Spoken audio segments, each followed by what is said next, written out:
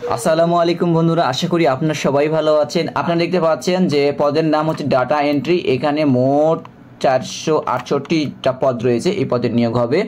পরীক্ষা হবে 31 জানুয়ারি। আর সময়টা হচ্ছে সকাল 10টা হইতে 11টা পর্যন্ত। বন্ধুরা, সময়টা হচ্ছে সকাল 10টা হইতে 11টা পর্যন্ত। অনুষ্ঠিত হবে রাজধানীর 6টি কেন্দ্রে।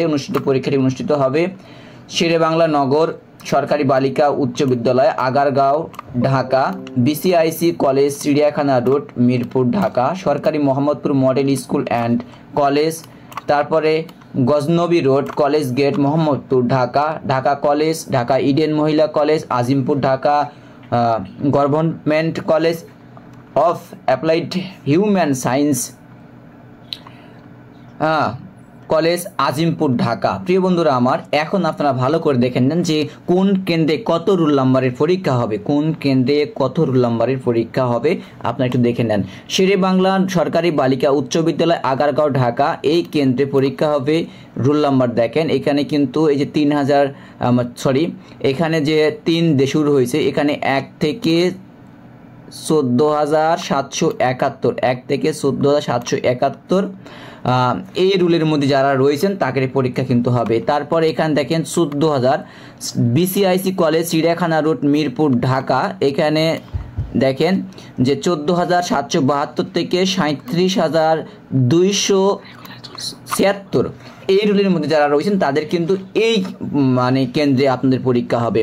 তারপরে সরকারি Mohammadpur model school and college, Gajnabi road, college gate, Mohammadpur, Dhaka. এই কেন্দ্রে পরীক্ষা হবে যাদের 37,277 থেকে 51,604 এর মধ্যে যাদের রোল, তারা কিন্তু এই কেন্দ্রে পরীক্ষা দিতে যাবেন।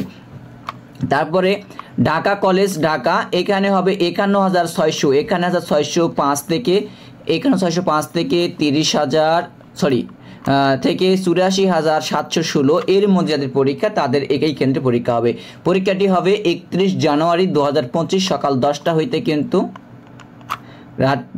সকাল 10টা হইতে 11:30 এর মধ্যে কিন্তু পরীক্ষাটি অনুষ্ঠিত হবে।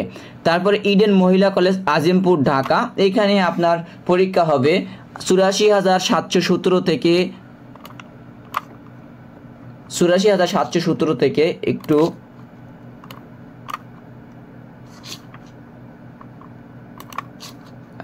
84,717 থেকে পরীক্ষা হবে 1,29,391 পর্যন্ত।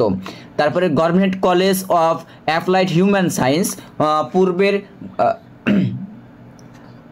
রাষ্ট্র অর্থনীতি home economics college, Azimpur, Dhaka. এখানে হবে 1,29,392 থেকে 1,39,641 এই রুলের মধ্যে বন্ধুরা এখানে পরীক্ষা হবে। বন্ধুরা, এই পরীক্ষার যে শর্তাবলী দেওয়া রয়েছে, শর্তাবলী বা দিক নির্দেশনাগুলো আপনারা অবশ্যই দেখে নেন।